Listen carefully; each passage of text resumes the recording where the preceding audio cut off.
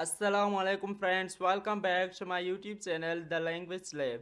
Today I am going to explore one of the most important topic in verbs that is known as non-finite verbs. Gerund vs participle. So let's get started.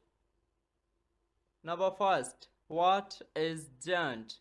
It is a type of non-finite verb that acts as a noun is known as gerund. Gerund क्या है? Gerund एक non-finite verb और ये noun की तरह काम करता है, noun की तरह act करता है, इसलिए हम इसको क्या बोलते हैं? gerund बोलते हैं।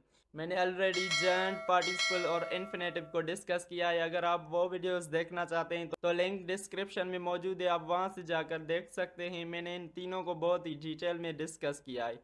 आज मैं आपको बताता हूँ कि gerund और participle में डिफ्रेंशिएट क्या है।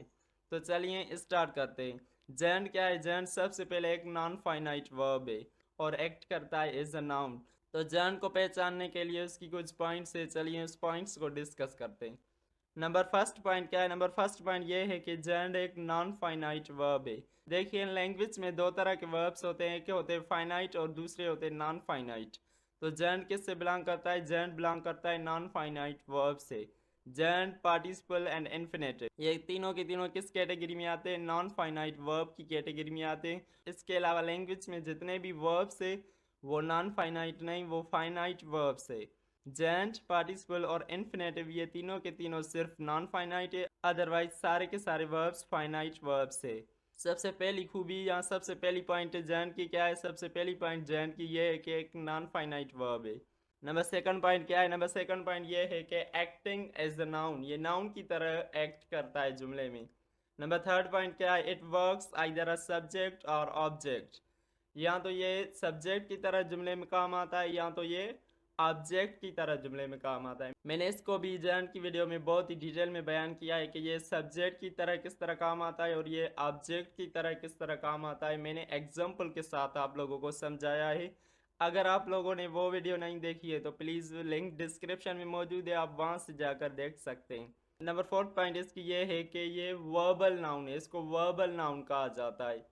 ये एक्चुअली है तो वर्ब, लेकिन काम किस तरह करता है? काम नाउन की तरह करता है, इसलिए इसको हम क्या बोलते हैं? वर्बल नाउन बोलते हैं।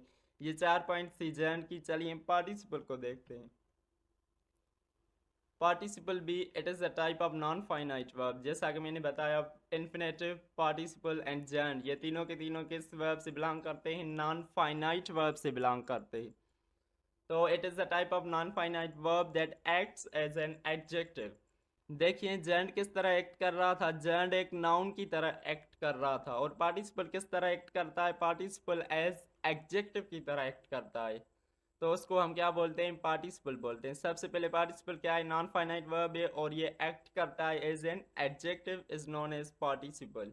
इसकी भी कुछ पॉइंट्स है, इसकी भी कुछ खूबियाँ हैं, चलिए उसको डिस्कस करते हैं। नंबर फर्स्ट, ये एक नॉन फाइनाइट वर्ब है। पार्टिसिपल क्या है? नॉन फाइनाइट वर्ब है। Number second, acting as an adjective, ये जुमले में एडजेक्टिव की तरह एक्ट करता है। V4 एंड V5 इस पार्टिसिपल में कौन से वर्ब इस्तेमाल होते हैं? पार्टिसिपल में या तो V4 वर्ब्स इस्तेमाल होते हैं या तो V5 वर्ब्स इस्तेमाल होते हैं। नंबर फोर्थ, ये वर्बल एडजेक्टिव है। जिस तरह gerund क्या था? वर्बल नाउन था, इसी तरह ये वर्बल एडजेक्टिव है। Because it works as an adjective in a sentence, ये सेंटेंस में एडजेक्टिव की तरह काम करता है, इसलिए हम इसको क्या बोलते हैं? वर्बल एडजेक्टिव बोलते हैं।